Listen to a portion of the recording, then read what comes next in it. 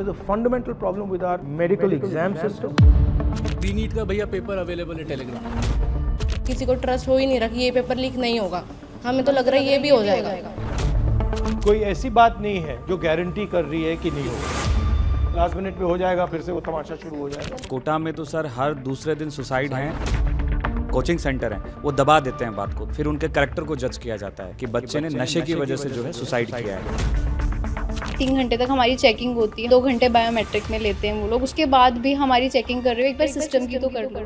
It is the government's responsibility to educate people. It is the government's responsibility to give people health care. That's my view. That's not the current government's view.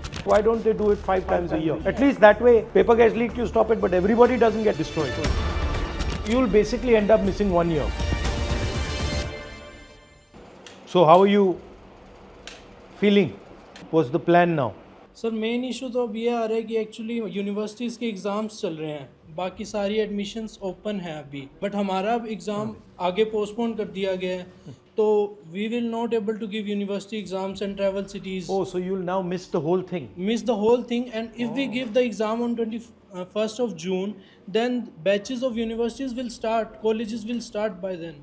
So you'll basically end up missing 1 year. Missing 1 year, we have to take another draw for it if we are not selected. Sir मैंने 12th के बाद first attempt दिया था, but उस time पे भी paper बहुत hard आया था और बिल्कुल नॉर्मलाइजेशन नहीं था। बट अब मेरा ट्रस्ट ही नहीं है बिल्कुल कंडक्टिंग बॉडी पे कि मैं दोबारा एग्ज़ाम दूँ। तो अब कैसे मेरे को ट्रस्ट दिलाओगे कि मेरे को वापस अपने सपने देखने चाहिए? कंडक्टिंग बॉडी है वो खुद ऐसे अपना एक्सेप्ट तो नहीं कर रही है डायरेक्टली कि उन्होंने पेपर लीक करवाया, बट सर लीक हुआ कैसे एग्जैक्टली? सर एग्जैक्टली तो कंडक्टिंग बॉडी के थ्रू ही कोई मेंबर था, उसके थ्रू पेपर गया, फिर वो इंडिया में पुणे के थ्रू जैसा हमें पता चला है वो शिखर में पहुंचा। वहाँ पर वो बहुत इजीली वेरी चीप कॉस्ट पे सर 20,000 सिर्फ 20,000 में वो पेपर बच्चों को बेचा गया। उसके बाद वहाँ से बहुत ज़्यादा, और ये कैसे व्हाट्सएप से व्हाट्सएप ग्रुप से? हाँ ऑनलाइन। और सर जैसे रीनीट का पेपर भी लीक हो रहा है, वो ऑलरेडी न्यूज़ बन गया, तो उनका कोई ट्रस्ट ही नहीं। बोले रीनीट का भैया पेपर अवेलेबल है टेलीग्राम। सर जब सिस्टम पे इतना सारा फैसिलिटी है, वो सब अपने आप ट्रैक कर सकता है पेपर किधर से कहाँ कैसे लीक हो रहा है। एक नॉर्मल स्टूडेंट पेपर को ट्रेस कर पा रहा है कि वो कहाँ लीक होगा, कैसे मिलेगा, तो सिस्टम क्यों नहीं कर पा रहा है कि हम कैसे पता लगा पाएँ कि किसके थ्रू पेपर लीक हुआ, कैसे हुआ? ट्रस्ट ही ब्रेक हो गया सर। ट्रस्ट ब्रेक हो गया।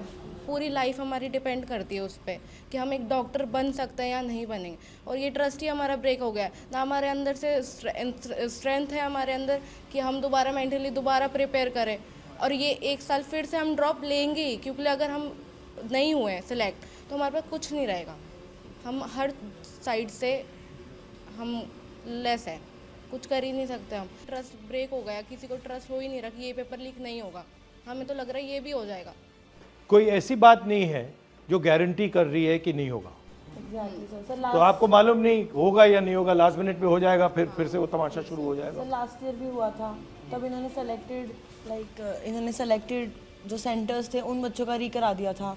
इस साल इन्होंने बिल्कुल ही सबका ही पेपर री कर दिया है। तो पास 2 साल से ऐसे चल रहा है, तो हम क्या गारंटी ले कि अगले साल भी नहीं होगा?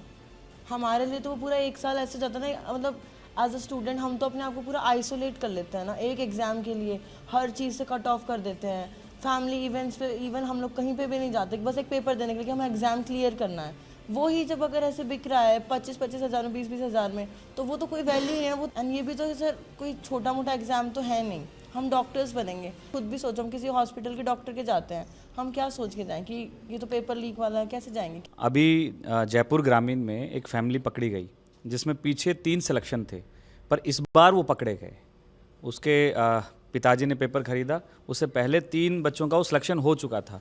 अगर इस बार पेपर कंडक्ट सही से हो जाता या पेपर लीक नहीं होता तो वो तो डॉक्टर बन के घूम रहे होते। तो ये बड़ा इनका ये है।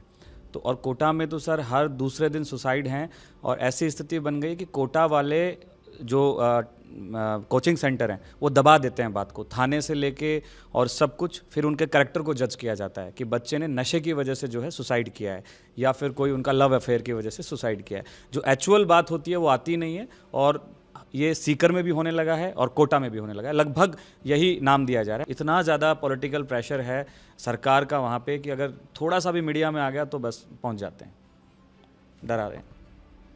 हाँ बट दबाने से रिजॉल्व नहीं होगा ना, आप दबाते जाओ रिजॉल्व नहीं होगा, आपको रिजॉल्व करना है। सर जैसे टोटल मार्क्स 720 होते हैं, बट ये सारे एस्पिरेंट बैठे हैं, इनको पूछो कि अगर किसी की मैक्सिमम सारा सिलेबस आता है ना तो 500 प्लस वो चला जाता है।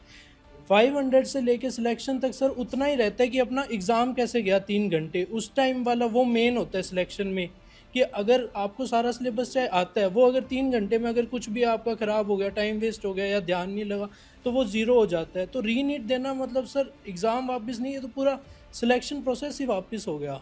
And so mainly we are coming from a middle class family, and if we are talking about girls, तो उसमें इतनी फ्रीडम नहीं मिलती है हम लड़कियों को, लाइक कि इतने साल तक तुम बार बार रिपीट ड्रॉप करते रहो, वापस पढ़ते रहो, और उसके बाद अगर पेरेंट्स हमें पढ़ने भी देते हैं तो like we need money for institutes and all, जिसमें बहुत हाई लेवल के उन्होंने दे रखे हैं। जितने भी इंस्टीट्यूट्स हैं उनकी फ़ीस इतनी ज़्यादा हाई है, लाइक इन लैक्स, तो वो लोग हर कोई कैसे अफोर्ड करेगा।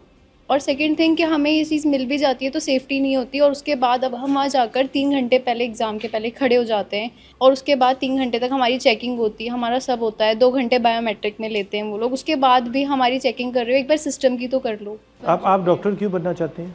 मेरी ग्रैंड मदर हार्ट अटैक से डेथ हो गई उनकी लास्ट ईयर, तो मेरा ड्रीम ये है कि मैं अगर डॉक्टर बनती हूँ तो जहाँ जो लोग हॉस्पिटल्स प्रोवाइड नहीं कर पा रहे हैं, जहाँ डॉक्टर्स नहीं हैं, मैं वहाँ जाकर उनकी हेल्प कर सकूँ। तो मेरा ड्रीम ये है बस, like not for just for money but for like faith and like उनको ये तो हो दैट कि हाँ कोई प्रेजेंट बचा है, सकता है। कोई बचा सकता है, कोई प्रेजेंट है उस जगह पर। Cardiologist purely because of your grandmother. या बिकॉज ऑफ हर। बट आपने बड़ी अच्छी बात बोली कि आप ये पैसे के लिए नहीं करना चाहती हो, आप फेथ के लिए करना चाहते हो।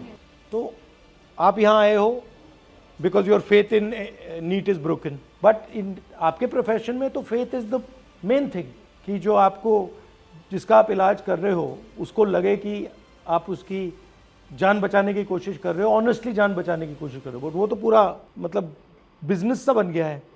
और आपका भी जो चल रहा है, फ्रैंकली आपने मुझे बोला कि tuition fees, this is not, tuition fees is not your responsibility. It is our parents' responsibility. No, but actually the education system should not require you to have tuition. Actually the system should be strong enough that you don't require tuition at home, all this stuff. But that system has completely become essentially a business. So the whole पूरा idea है कि भाई पैसा it's just निकालो. like a business. So it's no, government can't do it. It is government has decided that it wants to hand this over to somebody else.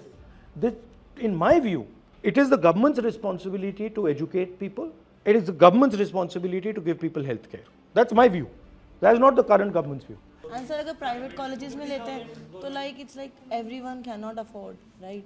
2.5 CR है 5 साल की वहाँ की फीस, तो इतना तो कौन अफोर्ड कर सकता है? Only the rich people can afford that. Private coaching में सर एक फिक्स्ड प्राइस रहना चाहिए, मतलब वो स्टडीज़ का। जैसे अभी सर एलन वगैरह में बहुत सारे में 140 फीस है, किसी की 130 है, तो मतलब एक फिक्स नहीं है, और ये सबके लिए कोई अफोर्ड कर नहीं सकता। बहुत सी बार बहुत सौ को लोन लेना पड़ता है पढ़ाने के लिए, वो सबसे बड़ा इशू है। There are certain people who are controlling the medical colleges. There are certain people who are controlling the exam system. These guys are friends with each other. There's huge money. This is a method to suck money out of you people. This is not a system to educate you about medicine. This is a system to suck money out of you people. You people, your parents are in the middle class. It is the way to take their money away from them and give you a dream that yes, you will become a doctor. That's the system. The problem is with the system, and the reason is because of what you're saying, that it has become only about money. It is not about caring for people. It is not about compassion. It is not for treating people. Like for example, she's got a very beautiful sentiment.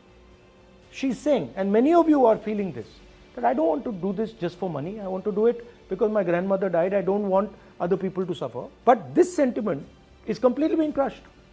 There's a fundamental problem with our medical system. There's a fundamental problem with our medical exam system. And it's not going to be fixed by small maneuvers. It's going to be fixed. It's got to be fixed once and for all properly. और ये जो exam है इसको एक ही दिन पे क्यों करते हैं? Why don't they do it 5 times a year or 7 times a year? At least that way paper gets leaked, you stop it, but everybody doesn't get destroyed. Sir 2 बार भी होगा तब भी काम चल जाएगा। जेई होता है, जैसे जेई 2 बार होता है, 6 मंथ के स्पैन में होता है। नीट भी अगर 2 बार हो तो भी चल जाएगा, पर होता ही एक बार है तो वो तो पूरा एक ईयर एक तरीके से खराब ही हो जाता है पूरा। पूरा सेंट्रलाइज कर दिया और फिर एक दिन पे कर रहे हैं, तो अगर डैमेज होगा तो सब मरेंगे।